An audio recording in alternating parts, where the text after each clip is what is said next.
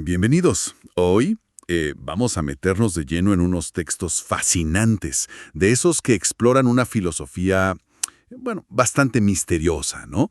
El hermetismo. Y en particular vamos a hablar de el Kybalión. Exacto. Nuestras fuentes son, pues, extractos de esta obra, que dice ser una compilación de enseñanzas súper antiguas, atribuidas a Hermes Trismegisto. La idea es intentar desentrañar un poco las claves de esta filosofía, buscar esos chispazos de claridad que promete para entender el universo y, nuestra propia mente.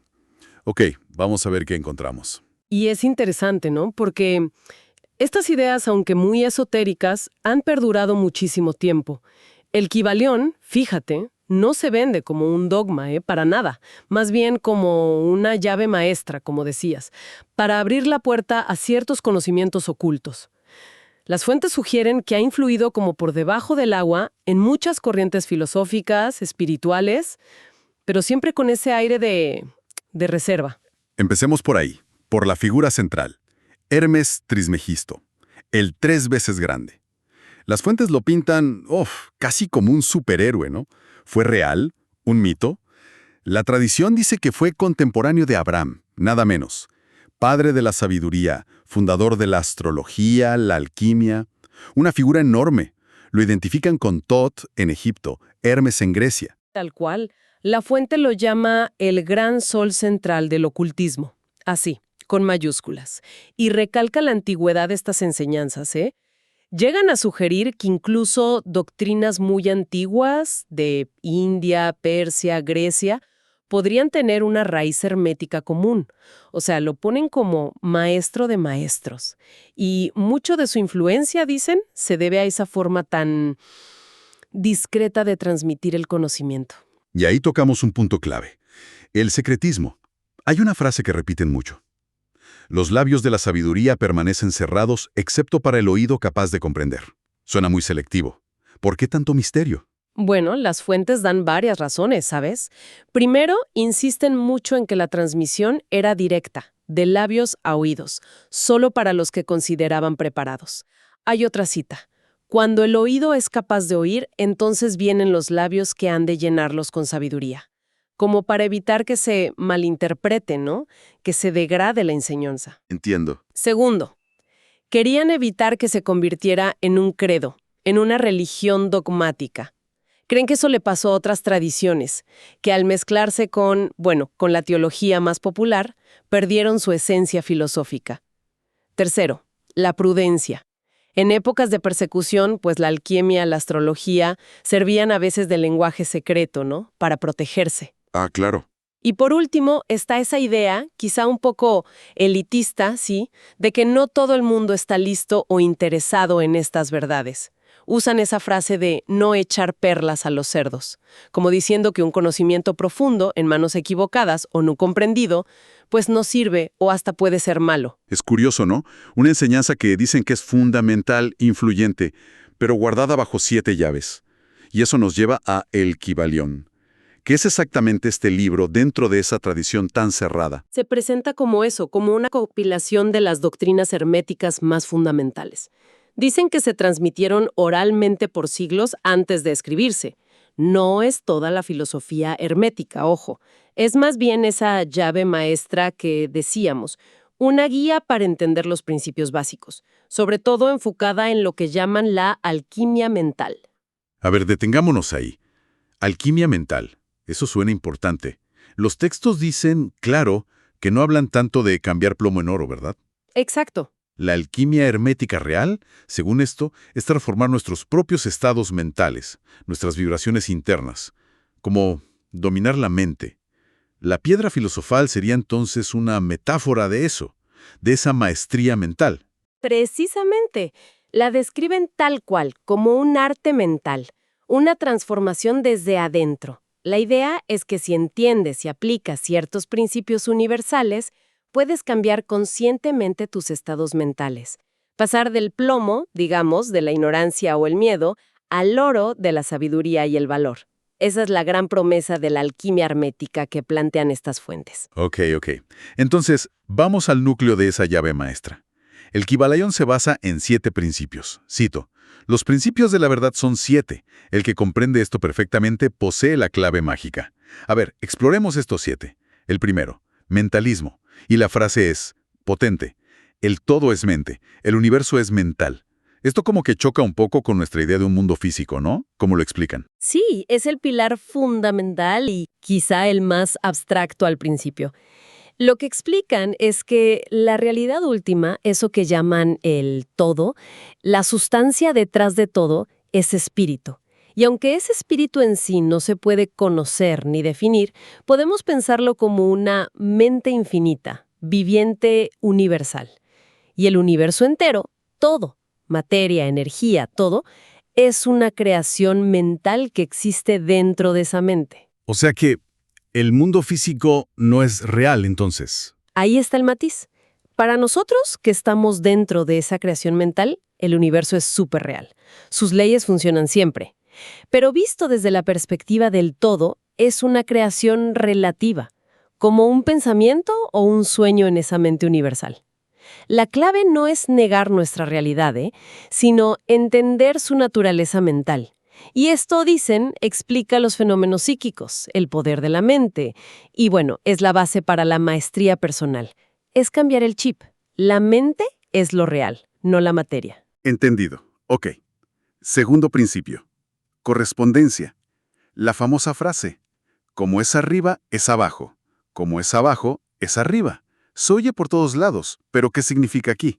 Este principio dice que hay una armonía, una conexión, una correspondencia entre las leyes de los distintos planos de existencia. O sea, no son mundos separados, sino niveles distintos, físico, mental, espiritual, de una misma cosa. Lo que pasa en un nivel se refleja o tiene su análogo en los otros.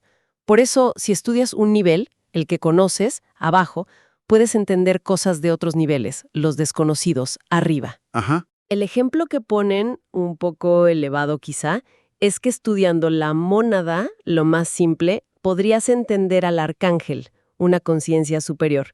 O más fácil, si entiendes cómo funciona un átomo, entiendes mejor un sistema solar. Son escalas distintas, pero con principios parecidos. Es una herramienta para razonar más allá de lo que vemos, ¿no? Para conectar puntos. Y claro, si todo es mente, como dice el primer principio, pues tiene sentido que haya patrones en toda la creación mental. Bien. Tercer principio. Vibración. Nada está inmóvil. Todo se mueve, todo vibra. Este sí que suena a física moderna, ¿verdad? Totalmente. Y ellos dicen que lo formularon hace milenios. La idea es simple. Todo en el universo estará vibrando constantemente. Y las diferencias que vemos entre materia, energía, mente, espíritu, no son de sustancia, sino de frecuencia de vibración. Imagina una escala enorme. Abajo, vibraciones súper lentas, densas, que parecen sólidas, como una piedra. Arriba, vibraciones tan rápidas, tan intensas, que parecen quietas, como la luz o el espíritu mismo. Y la mente también es vibración. Entender esto es clave para la alquimia mental, porque si los estados mentales son vibraciones, se pueden cambiar. Si cambias tu vibración mental, cambias tu estado. Esto abre la puerta a influir en tus propias vibraciones, y los más avanzados dicen hasta en las de otros o del entorno. Y esto conecta directo con el cuarto. Polaridad. Todo es doble. Todo tiene dos polos. Todo su par de opuestos. Parece que todos son contradicciones. Pero justo este principio dice que no, que esas contradicciones son solo aparentes. Afirma que los opuestos son iguales en naturaleza, solo difieren en grado. Son dos caras de la misma moneda. Piensa en calor y frío. No son cosas distintas. Son grados de temperatura. Luz y oscuridad, grados de luz. Amor y odio, grados en una escala emocional. Bien y mal, polos de una misma escala, digamos ética o vibratoria. Entiendo, es como que... Exacto. Por eso dicen que todas las verdades son medias verdades y que toda paradoja se puede reconciliar. Y lo importante es la aplicación. Si son grados de lo mismo, puedes transmutar uno en otro, moverte por esa escala. Puedes cambiar el miedo por valor, que están en la misma escala de respuesta al peligro, la tristeza por alegría, el odio por amor. ¿Cómo? Cambiando tu polaridad mental. A eso le llaman el arte de polarizar. Enfocar tu atención y voluntad en el polo que quieres alcanzar. Ritmo. Todo fluye y refluye. Todo se mueve como un péndulo. El ritmo es la compensación. Esto sí que suena a los ciclos de la vida, ¿no? Las subidas y bajadas. Tal cual. Describe cómo se manifiesta la polaridad en el tiempo. Todo se mueve en ciclos entre los dos polos. Hay acción y reacción, avance y retroceso, subida y bajada. Lo vemos en las mareas, la economía, las civilizaciones, y clarísimo en nuestros ánimos y energía.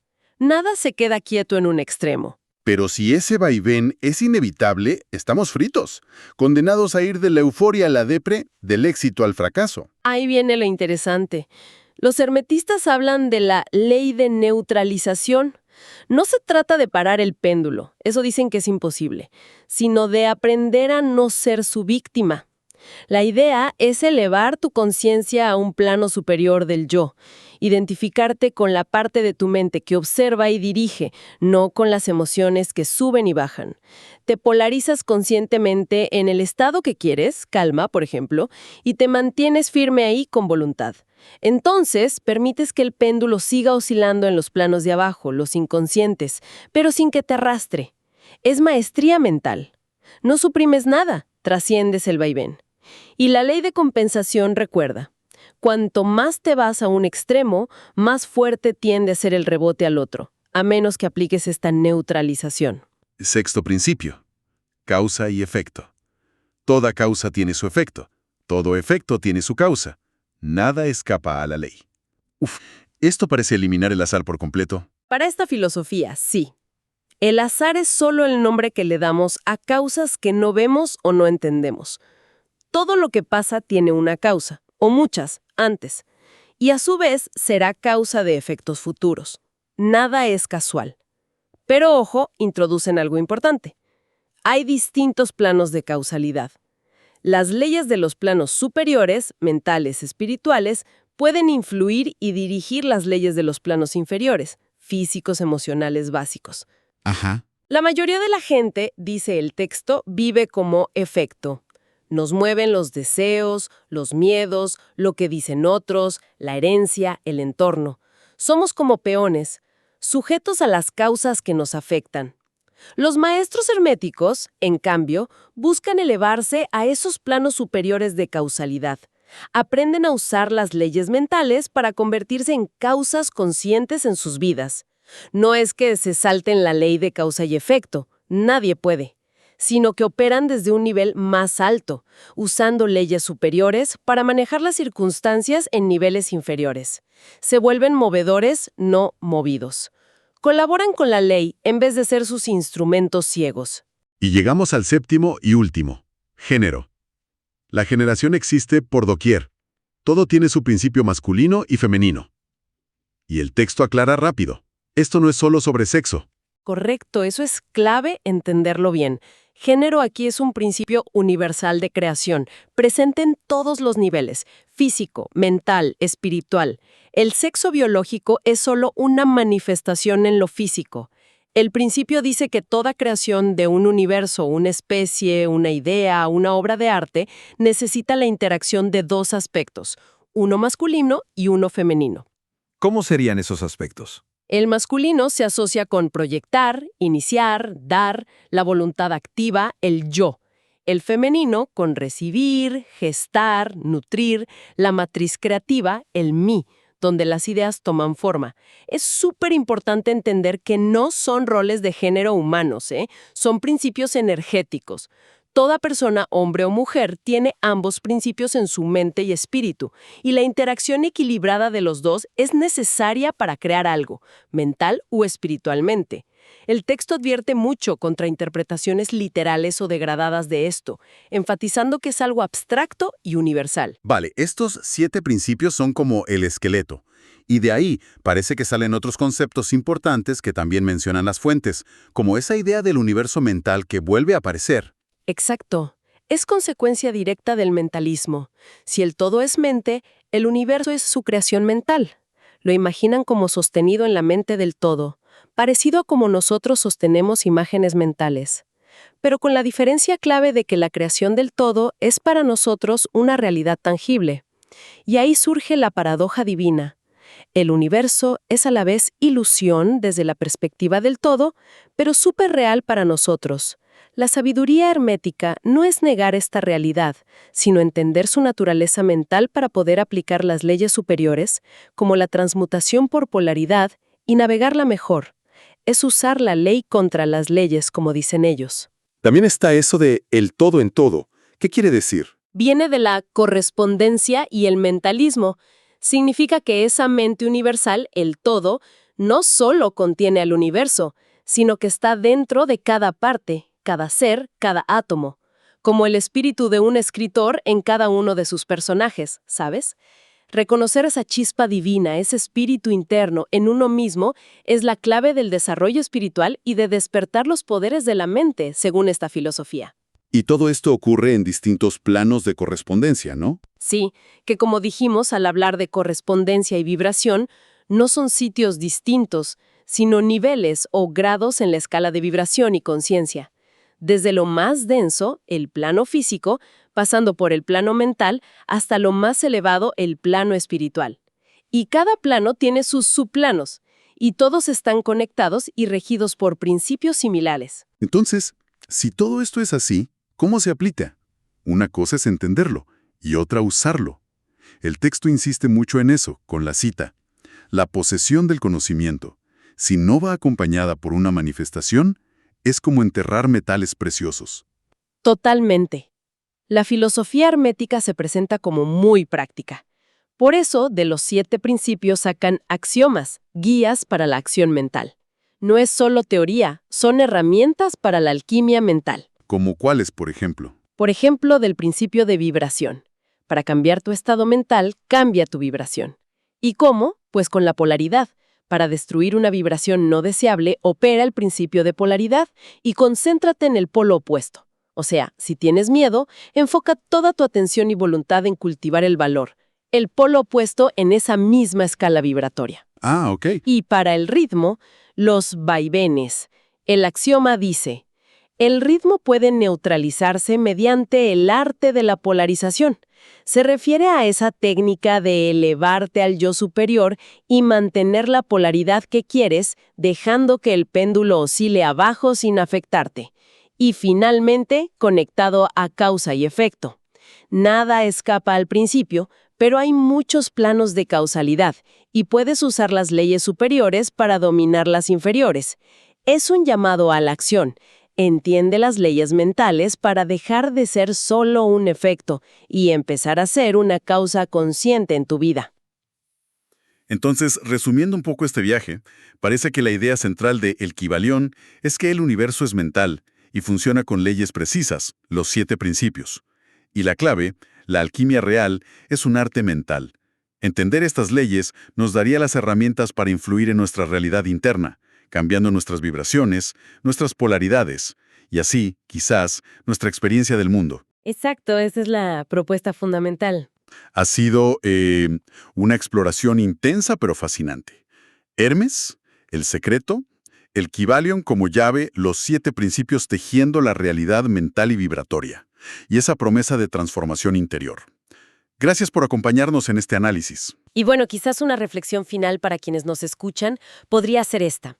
Si aceptamos, aunque sea como experimento mental, que el universo es mental y sigue estos principios, ¿cómo cambiaría nuestra vida diaria si intentáramos aplicar conscientemente uno solo de ellos?